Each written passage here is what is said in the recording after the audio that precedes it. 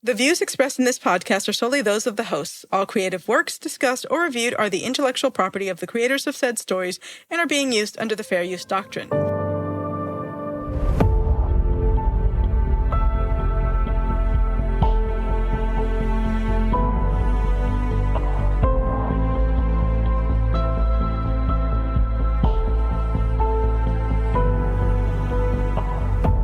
Welcome to Of Swords and Soulmates, a podcast where we read, watch, and discuss fantasy and sci-fi stories spiced with romance and ask, is this a kissing book? I'm one of your hosts, Mari, and with me I have Kelly. Hey everyone, it's Kelly. We also have Ashley. Hi guys, it's Ashley. We also have Jonathan. What's good, everybody? It's JP. How are we doing tonight? Doing good. Yeah.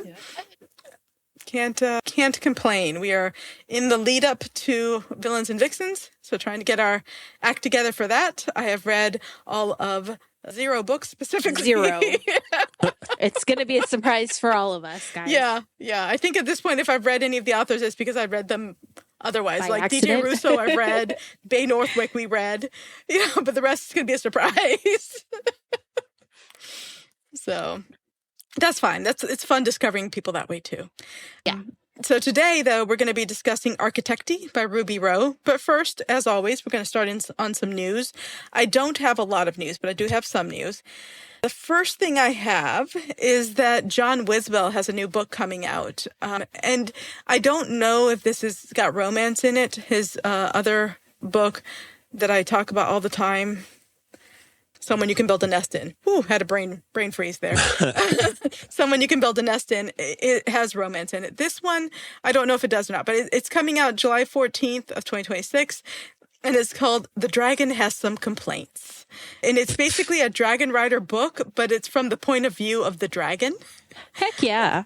It sounds really cool. It's a 4-headed dragon that has had one of its heads cut off, and it kind of sneaks into like a dragon riding school to like lay low. And so it pretends, from what I can tell of the tropes and snippets in summary and synopsis, it pretends to like be tame so that so they'll feed it.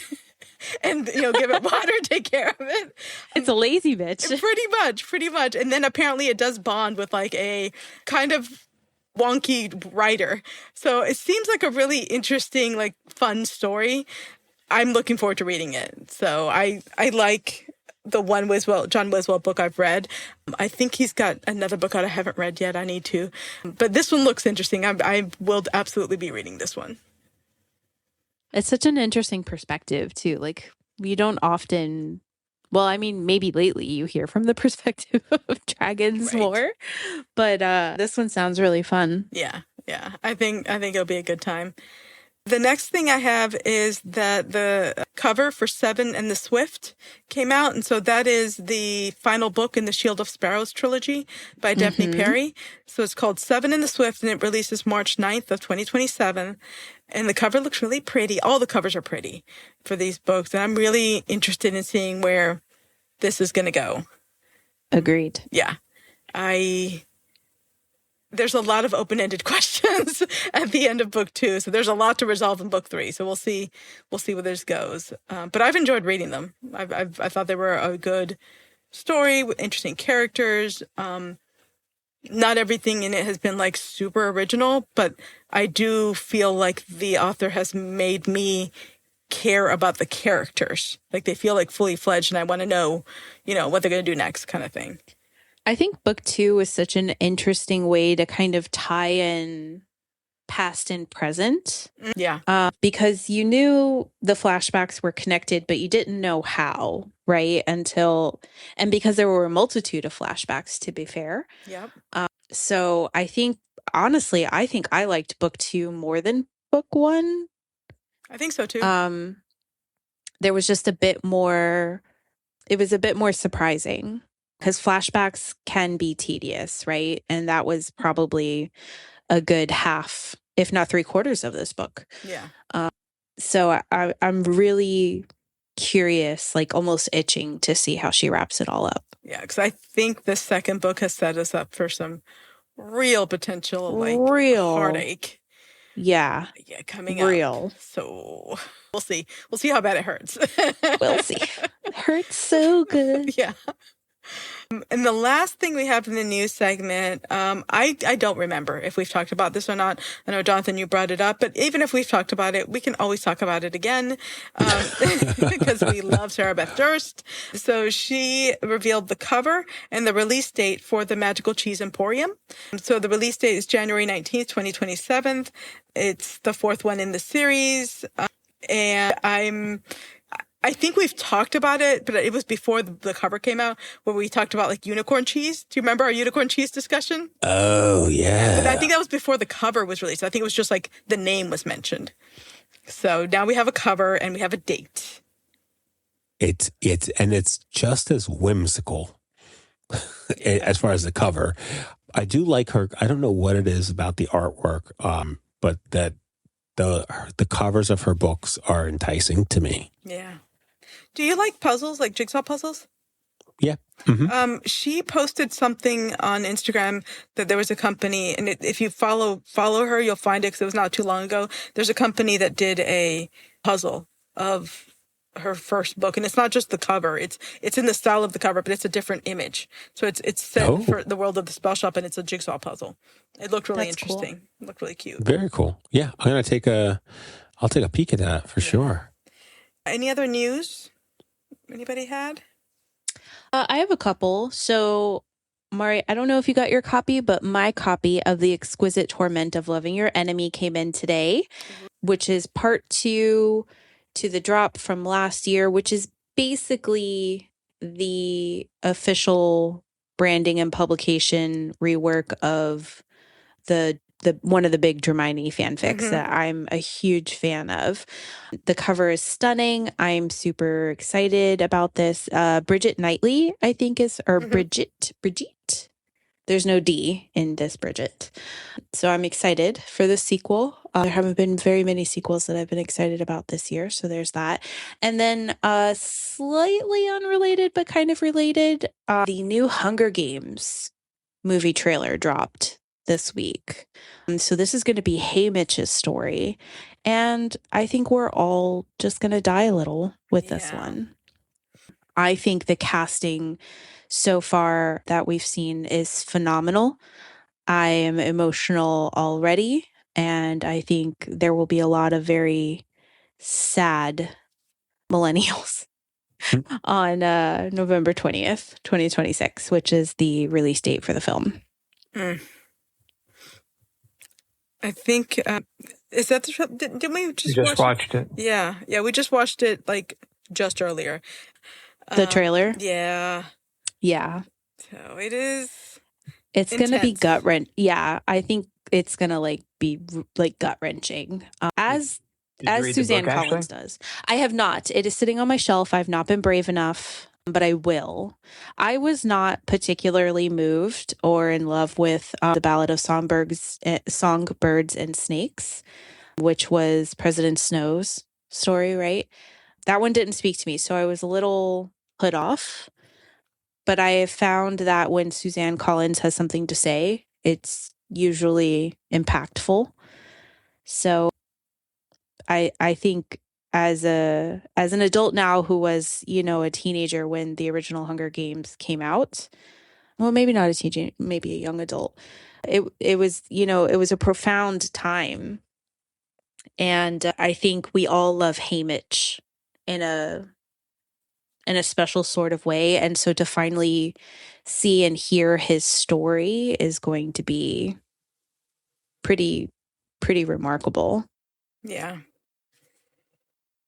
I mean, Hunger Games is such a pivotal piece of fiction for so many people.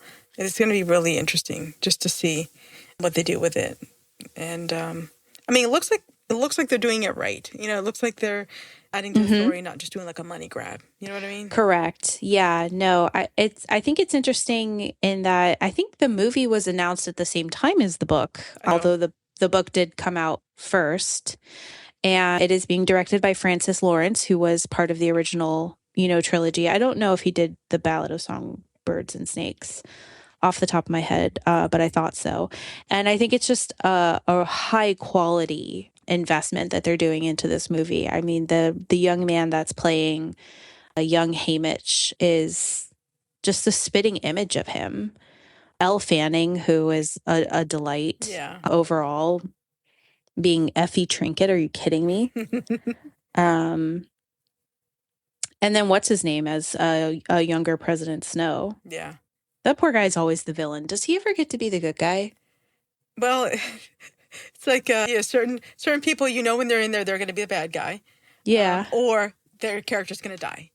Yeah. Just depending. Man. It is what it is. Kelly, you read the book, right? I did. Yeah. You liked it, right? Yeah. That's high praise coming from Kelly. Kelly doesn't like everything. Yeah, I haven't. Yeah, the Songbirds and Snakes was terrible, but... Terrible, okay. It's not just me then. This book had more of the feel of the original, that same kind of spirit as the original Hunger Games. Gotcha. Yeah. And it suffered from the problem a lot of prequel books tend to suffer from, or prequel movies, which is how do you make the audience or the reader care about the character when you know they're not going to die? Right. Yeah. That was like one of the big things about that I was worried about when the show Andor came out, because throughout the series he's not going to die, because how he dies in Rogue One. Right. So how do you have tension? How do you feel scared for the character, when you know that he's going to survive? Yeah, how do you create stakes? So you create stakes by the people around him. Right. Yeah. I'm looking forward to it. So we'll see. I've got chills just thinking about it, so... I do have one more bit of news that I forgot. Crybell sent this our way. So the Children of Blood and Bone book is being made into a movie that's supposed to be out, I believe, next year. Okay. It's based off of a YA series. I haven't read it, but it's supposed to be really good. But Tomi Adeyemi, who's the author, apparently, even though she wrote part of the screenplay and has been involved in it up until now, has just pulled back and is going to no longer promote or talk about the movie. Apparently she had some sort of a falling out with one of the actresses. So yeah, I don't know any details because it's all very vague, but she did post basically that she's, she doesn't have anything against anybody who goes to see it, but she's not going to be promoting it or talking about it anymore. Well, now I need to know. I know. Dang, girl. Are we supposed to support it or not? I don't know. So I guess we'll find out more as it comes closer to it, but that's all I've got on it. So we'll see what happens with that as it develops. All right. Any other news before we move on? No. Okay. So, Architecti. Why did we read this? Jonathan, you suggested it. How did you come across it? I had a coworker who was, I think, getting a little bit more interested in some spicier reads, and sometimes we'll read the same book at the same time. And they said, "Hey, you should read this book." And I said, "Oh, okay." They have not read this book yet. I think they're going to wait for this podcast, and then they will read this book. But yeah, it's that's my coworker was kind enough to share this title with me, and yeah, so I said, okay, let's do this. So it was published September 30th of 2025, so it's fairly new. Let me read the synopsis, and then we can get into the details. Mercedes Midnight is a reaper in debt with exactly 1 year left before hell comes to collect. Lucy Corvine, the devil's daughter and revered professor, is imprisoned by a contract she never agreed to. For 9 long years, Midnight scoured graveyards and grimoires for a loophole, while Lucy wore a gilded smile and dreamed of revolt. Until a chance encounter sparks a pact neither of them can afford to break. When Midnight claws her way into Finis Academy, she and Lucy strike a perilous bargain. Lucy will train Midnight to win the Academy's coveted demon favor, and Midnight will break Lucy's contract. But this is no simple deal. Not when a secret cult is scheming to resurrect a fallen angel and the city is veering towards celestial war. They're going to have to trust each other. Not easy when they're both hiding dangerous secrets. Harder still when stolen glances in candlelit libraries ignite a forbidden desire neither woman can resist. Now they must decide, shatter the contract or surrender to a love that damns them both. 1 year, one soul, one impossible choice, their love or their own damnation. What do we think? I like spice. I'm so sorry. I'm so sorry. I didn't mean to cackle. You didn't prepare them for this. There's so much spice. Listener, I see you. I'm about to get a little graphic. Listener. It was cover to cover pussy. Like this whole book. From the get-go. Vaginas out the gate. Yes.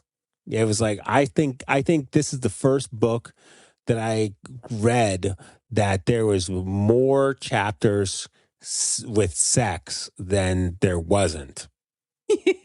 Even when and there's a lot of book. I feel like they could be like there were points in this book where they were like, and they cut her head off and we're having sex. I was just like, wow. There were points where hundreds of days or 100 and something days were fast forwarded in between sex scenes. Yes. Yeah, they did not fast forward the sex. No, ma'am. There were tools used, the toys. Mm-hmm. I don't know if it's appropriate. Tools, special runes. I was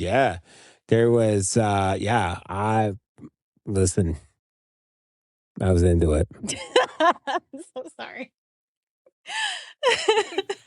What did that lady at the BookCon call these things? One-handed read?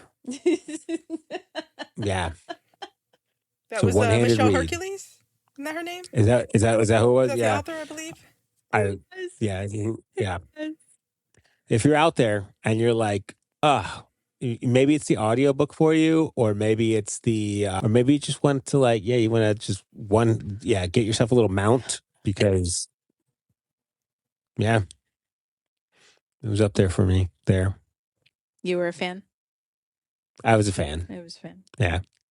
Do you guys remember way back in our baby podcast days, we were fresh, we were new here, and we read a book by who we now love, Abigail Owen. Mm-hmm. And it was the first of that series was called The Liar's Crown. Mm-hmm.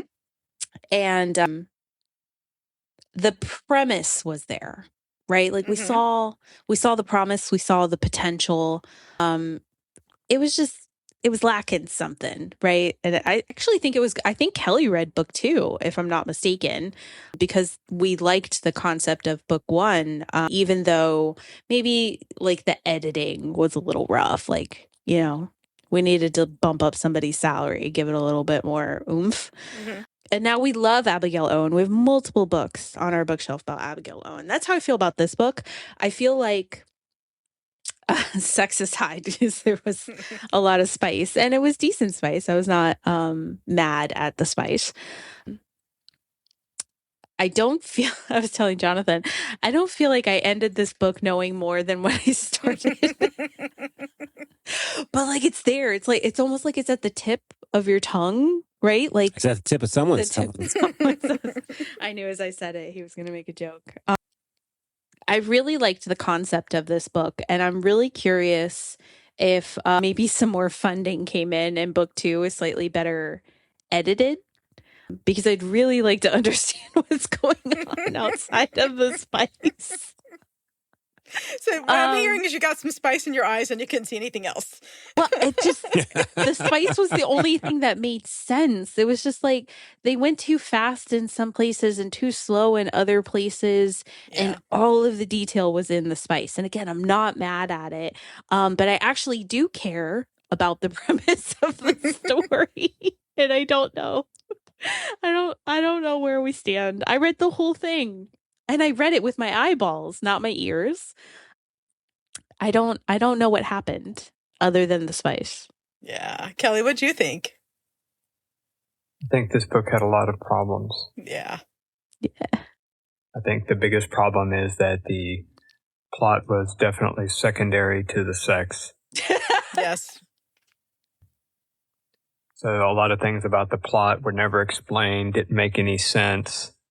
Like, okay, so is this a city on Earth that now angels and demons are the norm inside the city? Is this another world where this is the norm? Because when it has the flashbacks to Architecti's past, it sounds like demons and angels weren't all over the human world in the mortal world. So none of that was explained. And then you have these crazy flashbacks that go back and forth, and then you have these weird time jumps in the middle of the story. And I think the worst of that was near the end when Lucy has been, kidnapped and taken to where the angel is and, all that stuff. And it's like, okay, we're going to have the rescue mission, sequence. And it's just like, nope. And then she's home. All of a sudden, she's home. We have no idea how she got rescued. No idea how any of that went down, other than apparently when it went down, Lucy and Midnight got angry at each other about something. Yeah. Right? So we have no idea what happened. None. So that was a crazy jump. And all I could think of when I was reading this and it got to the end of the book was right there. And of course, it left it on a cliffhanger. All I could think of is like, okay, so either the author is going to have the rescue sequence as a flashback in the next book because she loves doing flashbacks, or she didn't know how to write the rescue. Right. She had written herself into a corner, and so we'll fix it later. We'll fix it in post. Yeah. I think, just to piggyback on something you said, I got the feeling that this was like a different type of Earth timeline or reality, because ironically, her safe word, Lucy's safe word, was Satan. Satan? And all like a SNL skit of church lady. She had said something that how he was a mythical, yeah, blah, blah, blah. So it sort of lent towards this as some kind of alternate reality, dimension, universe, whatever. Could it be Satan? Yeah. I agree with you. But also, okay, is it alternate reality? But if it is, it's an alternate reality that still has U-Haul trucks, because she talked about U-Hauls. It still has, tenure for professors. It still has, trying to, but also carriages. Get loans. Also horse carriages. Yeah. Right. And motorcycles. So we have people transporting around in horse-drawn carriages. At the same time, we have, sport performance motorcycles. Yeah, yeah. I didn't understand the world setting at all. At all. That was a big con for me. I'm like, I don't know what world this story is taking place in. I don't understand. That was something that I just had to get past. So, okay, here's what I liked. Let me try what I liked, because I got a lot about what I didn't like. So I liked that it was a sapphic romantasy, because there's not that many sapphic romantases. So I did like that. I liked that it was a spicy sapphic story, because almost all of the sapphic stories I've read have been cozy sapphic. Cozy, which is fine. I love cozy too. But it's nice to have, spice too. So I did like that aspect. What I did not like is that I like spice, but I feel like there needs to be substance with the spice. And I mean that in two ways. I need romance with the spice. Otherwise, it's just like an erotica book, which is fine, but I don't need a 400-page erotica book. I can get a 50, 90-page story and get an erotica story out of it.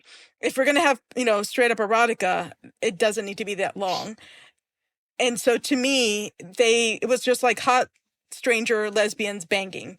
And it never got beyond that. I don't feel like they had a connection, because it went from, this kind of lust at first sight. And then it was all super hidden. And we're only going to do this once. Every single time they did it, we're only going to do this once, again and again and again and again. Yeah, so the spice was fine, but it just didn't have the romance or the substance to it that I tend to prefer in order for me to enjoy the spice. Otherwise, it just gets kind of repetitive and boring when it's that long. I loved the ghost cat character.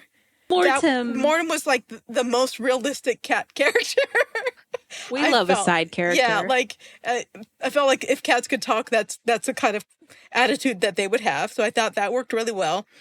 And I kind of like the whole sentient campus thing when I thought that's what was happening. Apparently it wasn't, but like the idea of a sentient magical campus was cool until apparently that's not actually what happened. I guess. I don't know. I maybe it is, maybe it isn't. I still don't know. We still don't know. Yeah, I didn't like the lack of character building and romance that was built. I did thought that this was very spicy but not very romantic. I didn't like the weird time jumps. I didn't like not knowing what world setting we are in.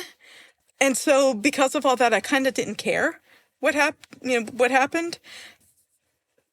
This is definitely like a gothic romantasy. And it pulled very heavily from some of the gothic stuff where you have a lot of like melodrama. Everything's kind of like, there's a hidden twin and oh my God, there's a secret identity. And this side character that you've met once is actually this entire thing that you were supposed to know. I'm like, what? No clues. No, like, what's it called when you foreshadowing. No foreshadowing. Just bam. Just surprises everywhere. Yeah, so it felt like you're watching kind of a soap opera and they had a different writer come on every week to advance the story. So this wasn't necessarily for me, but there were things that were good, and this definitely would be for some people. So, yeah, those are my thoughts. So I'm looking forward to the flashback makeup sex. Flashback makeup sex.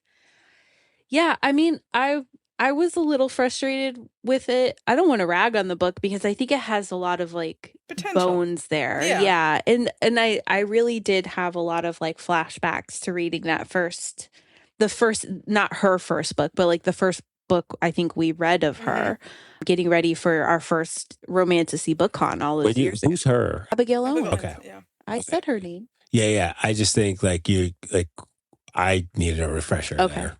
And I do remember The Liar's Crown being a bit challenging to read. It was very jumpy, right? It was a little choppy, but the bones were there. And I'm actually reading book 3 now because it was finally available on Kindle Unlimited. So it is actively open in my Kindle. So I think I'll give book 2 a shot eventually. I'm not always the best at following up with my sequels, but I enjoy the angels and demons, tropes, foundations. I'm curious to see where it goes. I need to know what's going on. I kind of feel like a crackhead. Like that's how they sucker you in. That's how they sucker you in. That's how they do with these soap operas and things too. They stop at mid action, and you're like, oh, let's find out what's happening. Well, but like, where is she? Is she still down there? Is she still in her cage? I don't even know. Was the whole thing a fever dream? It kind of felt that way at the end, didn't it? I have questions. I told Kelly it was like, in Lord of the Rings, where a lot of people joke, and I'm not the biggest Tolkien fan, so take this with a grain of salt. But like the big joke is like at the end, he kind of writes himself into. Is it Lord of the Rings or is it The Hobbit? But with the eagles, is that Lord of the Rings, Kelly? I mean, it was. Was it in both? Kind of in both, but mostly in the Lord of the Rings. Lord of the Rings, okay. So Lord of the Rings at the end, where like they kind of he writes himself into a corner and they don't know how to get out or get back home or whatever, and then these giant eagles come and like spirit everyone away. So it kind of feels like the giant eagle trope, except we didn't even get to hear about the giant eagles. It's just like, and everyone's away. And we're done. I feel like we were really close. Like it was, I really felt, it felt like a cliffhanger in the worst kind of way. It was like, it was right there. Yeah. So I think like there's this I'm still searching for the Goldilocks elements here. So like like you said, Mari, there's a lot of like the sapphic stuff where it's like just cozy, and then there's this where there was spice very well. I just think it forgot the romance, in my opinion. Yeah. So I'm looking for something in between, Yeah. though, like that stuff. And it did what it did is it triggered me to I had to go to Sarah, and I was like, hey, Sarah, here's what I'm looking for. What do you got? Like, I treated Sarah like she was a drug dealer today. I was like, what do you got? What do you got? I got this itch. I need to scratch it. What do you got? So she said she definitely gave me a title to read. So I'll probably explore that as well. Tits Out, Slits Out. Yeah, that's Emma. Oh, that's a real book. Yeah. Yeah, you thought I was joking, Ashley? Oh no. Is it Emma Elizabeth? Is that the author? Yes. Yeah. Tits Out, Slits. It's a sci-fi romance. It's on my list. It looks really interesting.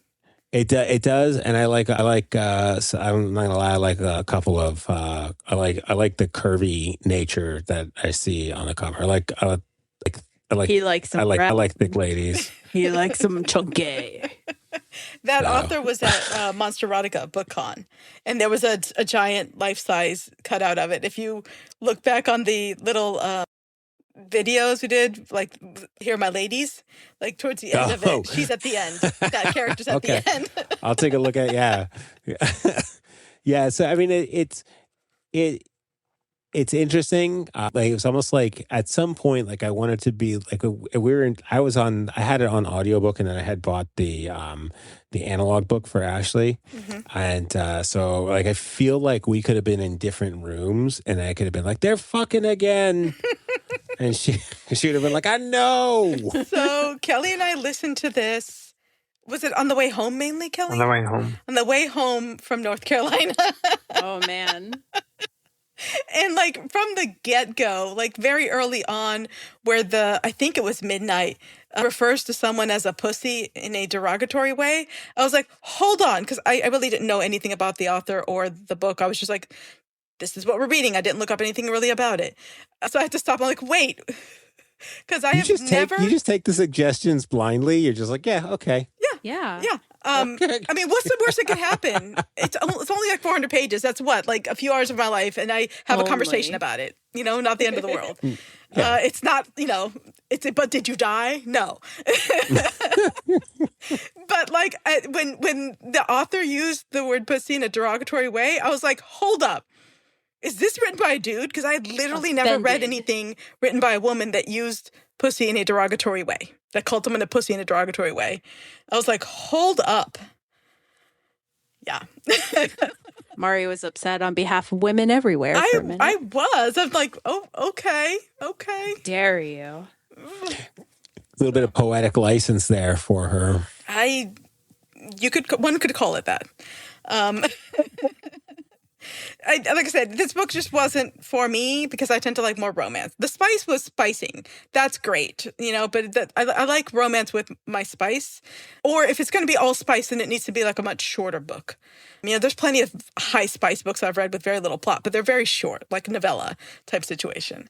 When you get into like a over 400 page chunker, I need more substance with it. So it's a reasonable request. Yeah. But yeah, Tits Out, Slits Out looks like it would be fun. We could maybe read it sometime if you want for the podcast. I don't think it's terribly long. And like I said, it's on my list to read. And I know we want to read a little bit more sci-fi and branch out. So that's something we could read later on. I will recommend something that I'm reading mainly to you, Ash, although anybody else might enjoy it too. So July is Disability Pride Month. So I've been trying to highlight books with disabled main characters. And there's one that I'm reading right now. It's a monster romance, but the main male character, it's a male-female monster romance, and the main male character is basically like a personified, like a wolf, or not wolf, a fox person. And I know you like the Robin Hood Fox animated version. It's basically, that's like the main character. Is that type of a thing. And then it's a human, and monsters and stuff are out. She has autism and I think autism and ADHD, and he uses a wheelchair most of the time and occasionally a cane. It's called A Zero Fox Given by Rhea Fox, and I'm very much enjoying it so far. I also love a good pun. Same. It tells me a lot when the cover or the title is got a pun in it. I'm like, okay, I know the flavor of what I'm getting into. Yeah. All right, so I guess the question is this a kissing book? Yeah, I think it's a fucking book. I learned so much about sex in this book, but this book was not a kissing book. I'm torn. I was going to say no because like Midnight Story could be the same regardless, whether there was kissing or fucking or whatever. But Lucy's story, in order for the runes to show up, I believe had to have that true love or love aspect to it. I think it was tied to the magic. If I'm understanding it right, in between all the sex. if I understood that teeny plot point correctly, I think that in order for the runes to show up, it was like there had to be like a love component to it. So I'm gonna say it's half a kissing book. Kelly, what do you think? I don't think it's a kissing book because